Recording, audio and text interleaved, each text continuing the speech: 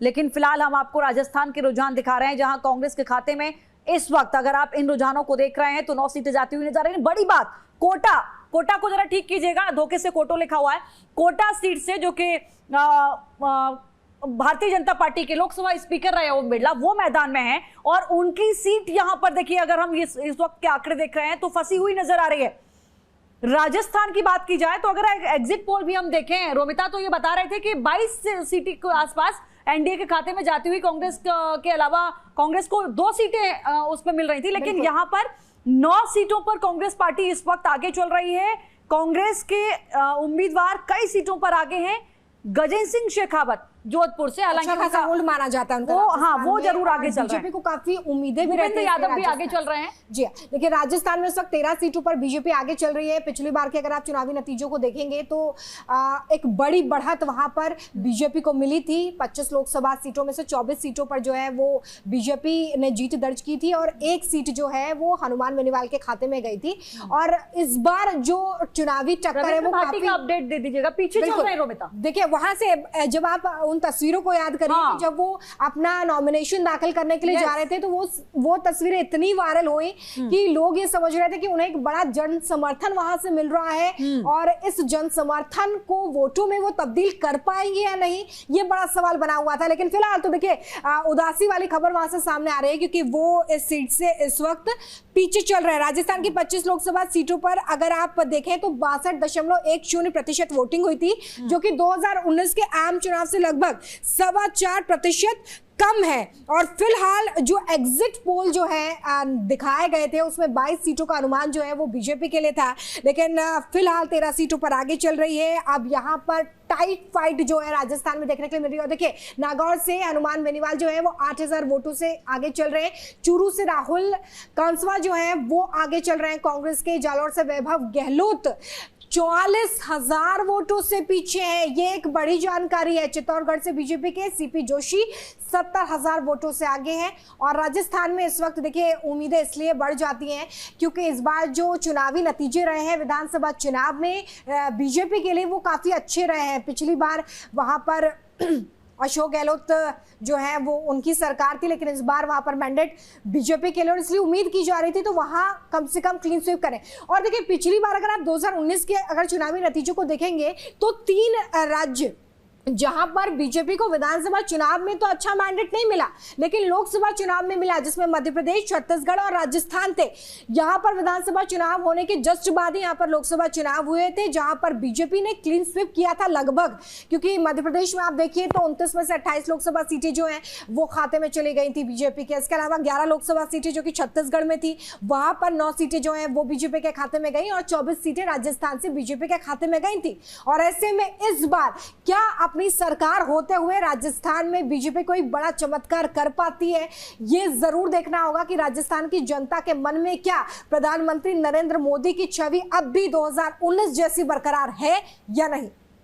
बिल्कुल, देखिए राजस्थान की बात करते हैं। क्लीन स्वीप किया था 2019-14 में, 25 में से 25। इस बार ये तो माना जा रहा था कि थोड़ा घाटा होगा भारतीय जनता पार्टी को, लेकिन ये जो आंकड़े इस वक्त सामने आ रहे हैं ये बड़ा झटका आप कह सकते हैं भारतीय जनता पार्टी के लिए, जो कि अगर आप 19 की बात करें तो 18 में यहाँ राज्य सरकार बनी थी और कांग्रेस पार्टी को यहाँ जीत मिली थी, लेकिन 19 में जब यहाँ पर लोकसभा चुनाव होते हैं तो पूरी की पूरी सीटें भारतीय जनता पार्टी की झोली में यहाँ जाती हुई नजर आती हैं। लेकिन इस बार सवाल वहां के मुख्यमंत्री के लिए भी साख का बन चुका है, क्योंकि आपकी वहां पर सरकार है। ऐसे में आखिर वो कौन सी स्ट्रेटेजी में कमी रह गई, वो कौन सी रणनीति काम नहीं की कि भारतीय जनता पार्टी की वहां राज्य में सरकार होते हुए भी अगर राजस्थान की सीटें गंवानी पड़ रही हैं, तो इसके पीछे की वजह क्या है। मुझे लगता है रोमिता कि ये भारतीय जनता पार्टी के लिए भी मंथन का विषय होना जरूरी होगा। बिल्कुल, देखिए फिलहाल ये शुरुआती रुझान है जो हम आपके साथ साझा कर रहे हैं। कांग्रेस में एक खुशी के लिए जरूर हो सकती है क्योंकि कुछ सीटों पर वो आगे चल रहे हैं, लेकिन अगर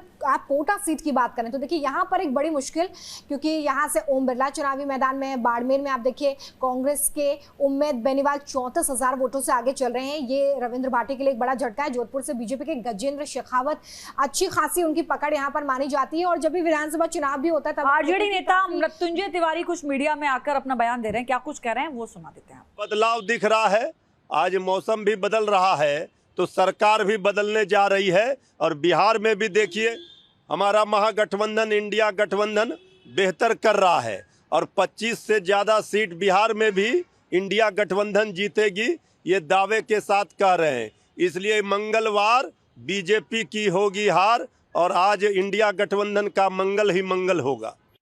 पूरी तरह मुकाबला बिल्कुल।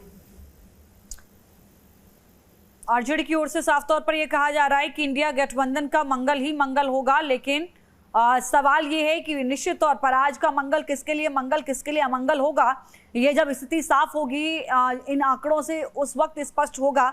लेकिन इस बार रोमिता ये कहना गलत नहीं है कि इंडिया गठबंधन की ओर से जो तैयारियां की गई थी, और खासकर हम पिछले 2 दिनों से देख रहे हैं कांग्रेस पार्टी के मुख्यालय में 2014 और 19 में रिजल्ट आने से पहले इस तरीके की तस्वीरें शायद ही देखने को मिली हो, जब वहां पर इस तरीके के टेंट और इस तरीके की एसी, कूलर और हेल्पलाइन नंबर जारी कर देना, अपने कार्यकर्ताओं से कहना किसी भी पोलिंग बूथ पे अगर आपको कुछ नजर आता है तो वीडियो बनाइएगा। मतलब पूरी मुस्तैदी के साथ जिस तरीके से कांग्रेस कॉन्फिडेंस के साथ 295 का नारा दे रही थी, उसमें पूरा कॉन्फिडेंस नजर आ रहा था। लेकिन जो आंकड़े अभी तक हैं उसमें कांग्रेस को या मैं कहूं इंडिया गठबंधन को उतनी बढ़त नजर नहीं आ रही है जितनी उम्मीद जताई जा रही थी। देखिए, फिलहाल जो इंडिया गठबंधन और एनडीए के आंकड़े को आप अपनी टीवी स्क्रीन पर देख रहे हैं, उसमें अभी भी 50 से 60 सीटों का अंतर जो है बना हुआ है। और कांग्रेस को इस बार उम्मीदें इसलिए हैं क्योंकि कई विपक्षी दल जो हैं वो कई राज्यों में उसके साथ आ चुके हैं, और इसलिए कांग्रेस को उम्मीद है कि यहाँ से एक बड़ी जीत मिल सकती है, या कम से कम जो पिछली बार के जो चुनावी नतीजे आप देखेंगे बहुत जल्दी क्लियर हो गया था कि बीजेपी या एनडीए को मैंडेट मिल चुका है और एक तरफा जीत की तरफ बीजेपी और एनडीए आगे बढ़ रही थी। लेकिन फिलहाल कई सीटों पर इस वक्त जो कड़ी टक्कर है वो देखने के लिए मिल रही है, और यही वजह है कि कांग्रेस लगातार इस तरह के दावे करती रही है, इंडिया गठबंधन इस तरह के दावे करती रही। जालौर सीट की बात करेंगे, वैभव गहलोत अशोक गहलोत के बेटे हैं, यहां से कांग्रेस ने उन्हें चुनावी मैदान में उतारा है। और अगर इस सीट के आप इतिहास को देखेंगे तो ज्यादातर ये सीट बीजेपी के कब्जे में रही है। लेकिन क्या 2024 के ये जो लोकसभा चुनाव है वो जालौर सीट को छीन लेंगे बीजेपी से, ये जरूर देखना होगा, क्योंकि पूर्व मुख्यमंत्री अशोक गहलोत के बेटे हैं वैभव गहलोत, और ऐसे में यहां से अशोक गहलोत की जो साख है वो भी दांव पर लगती है अगर उनके बेटे यहां से चुनावी मैदान में है। फिलहाल वो पीछे चल रहे हैं 44,000 वोटों से, ये शुरुआती रुझान है। अभी देखना होगा कि जब आगे कई राउंड्स की गिनती होती है तब क्या ये आंकड़े बीजेपी के पक्ष में आ पाते हैं। बीकानेर से बीजेपी के अर्जुन राम मेघवाल जो है उनका जो मैंडेट है वो भी सामने आ रहा है। झालावाड़ सीट से बीजेपी के दुष्यंत सिंह को बढ़त मिलती नजर आ रही है। दुष्यंत सिंह जो है वो हॉट सीट यहाँ पर इसलिए हो जाती है क्योंकि यहाँ से कड़ी टक्कर वो देते हुए इससे पहले भी नजर आए थे। चूरू से भी आप देखिए कांग्रेस के लिए यहाँ पर अच्छी खबर सामने आ रही है।